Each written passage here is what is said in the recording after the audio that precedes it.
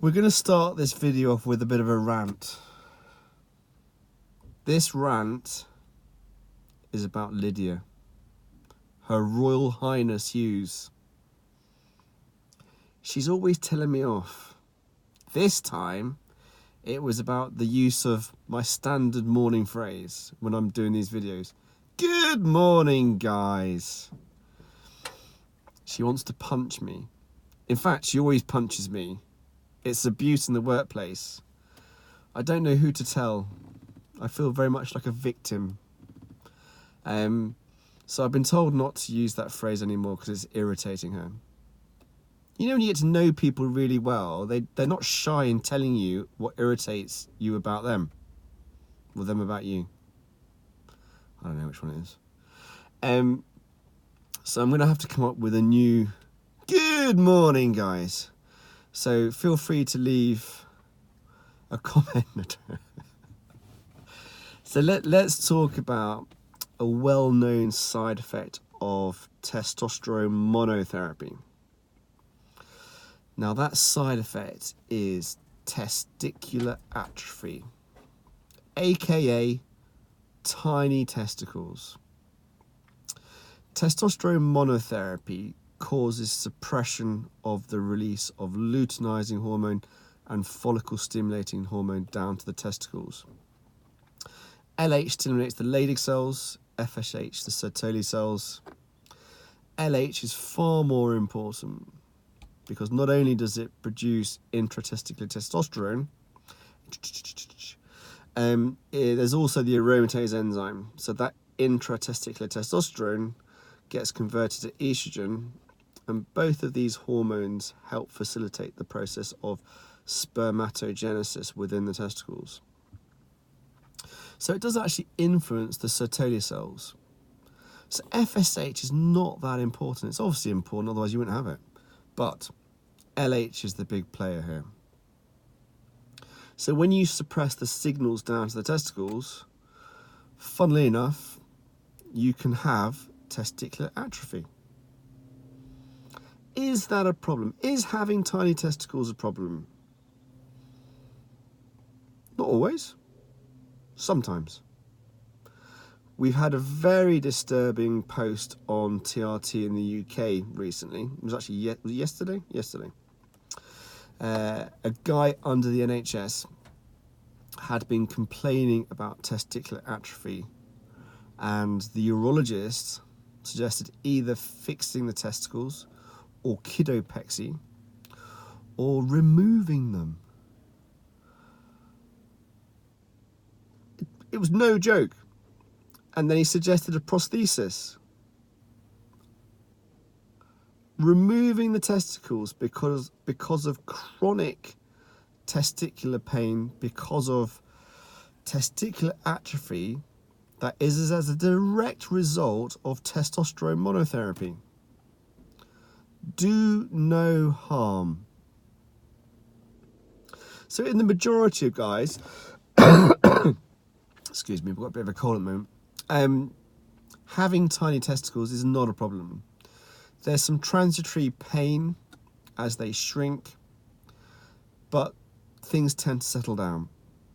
But for some guys, they can have chronic testicular pain. So it makes perfect sense to look to causation and address causation. So in this guy who's on Nebido, he's been on Nebido for a long time, and he's been complaining for a long time, and good old NHS, procrastination central, see what happens, but removing their testicles, give me strength. There is HCG.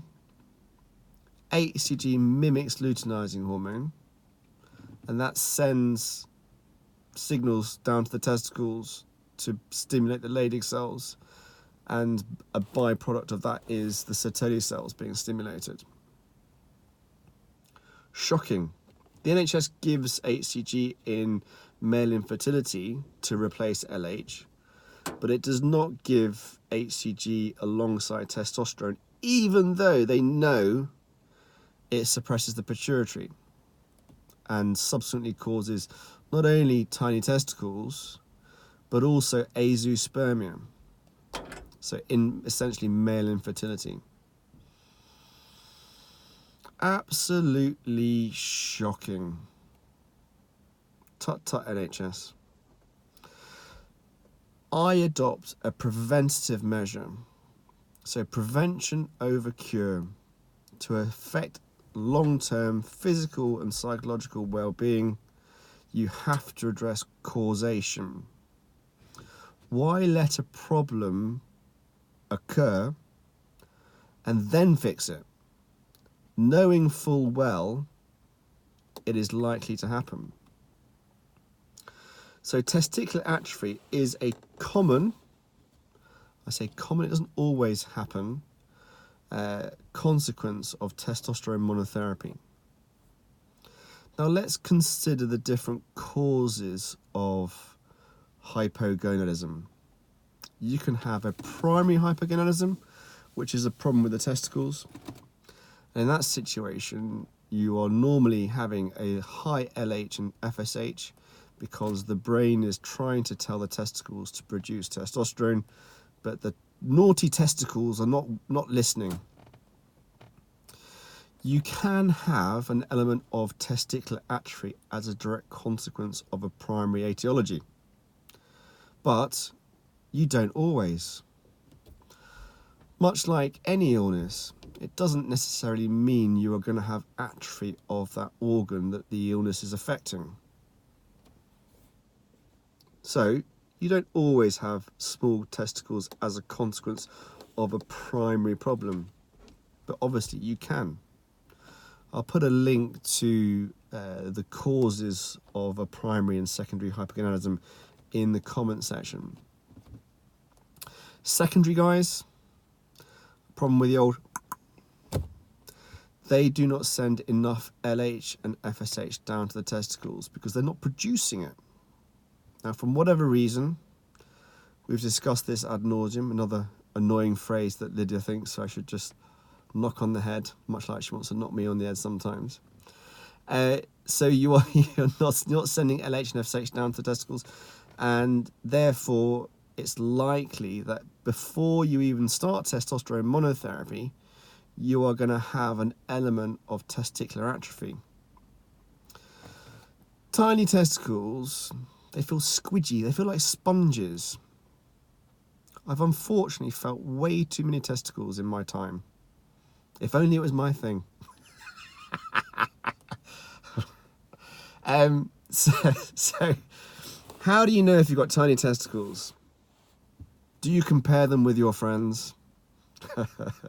You know, even if you're not a doctor, you do see a disproportionate amount of testicles in the gym locker room. And it's normally the old guys with one leg up with a frickin' hairdryer drying their scrotal sacs. Unless it's the gym I go to, does it happen in your gym? These old fellas. Oh, dearie me, I don't want to see that. So, yeah, I've unfortunately seen way too many testicles. But tiny testicles from a secondary origin, they're small and they're squidgy, a bit foamy. They're normally high riding. And one of the reasons why you get testicular pain is because of that high riding testicle, and it's sitting near the inguinal ring, the external inguinal canal, and that causes discomfort. So that testicular pain is not always as a direct consequence of tiny testicles. It's actually where the testicles sit. And if they're sitting next to the external ring of the inguinal canal, then you can have pain. And that can be quite transitory because obviously if you're cold, the old testicles go and obviously can cause some pain. So you should all live in warm climates to prevent that. So HCG often actually in a secondary hypogonadal picture can increase testicular size. Unfortunately, it won't make you, well, unfortunately, I don't know if that's the right way to look at it. They should hopefully give you a little bit of size back, normal size. You will always have a little bit of shrinkage, even with HCG, because the Sertoli cells are not being fully stimulated because there's no FSH being sent down to the testicles. But as discussed earlier, by far the most important hormone in this picture is LH, and HCG mimics that. The dose is actually quite important as well. Now, traditionally in male infertility, they give massive doses. Now, I think they overdose, guys, because there is the theoretical downregulation of the LH receptor in the testicle, but also HCG/LH stimulates these Leydig cells to produce intratesticular testosterone, and then subsequent aromatization, and excess aromatization can cause apoptosis, cell death, and we don't want that. Some of the other reasons why we don't want an excess of estrogen, irrespective of the proponents of you can never have too much estrogen, God and evolution would disagree. I was only screwing around yesterday. I just find it funny, but you've got to apply common sense and logic when you make bold claims. It's absurd, quite frankly absurd.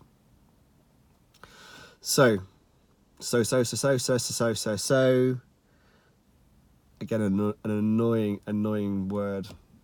How many times do I say so? Every time I say so, you've got to take a shot. Remember that when you used to play those drinking games. Have you ever watched With Nail and I? Every time they have a drink, you have a drink. It's disastrous. It ends in tears. It's good fun though. Although I am doing dry January, and I'm going to extend that to dry April, I think. Dry January to April. Because we're off to the Andrology conference in Florida. So I need to make sure my six-pack is not hidden by a little bit of subcutaneous tissue. What the hell am I talking about now? So yeah, you'll always have a little bit of shrinkage irrespective of HCG and the dose, because the dose is actually important, because the mechanism of action is slightly different. So your testicles naturally are not being constantly stimulated.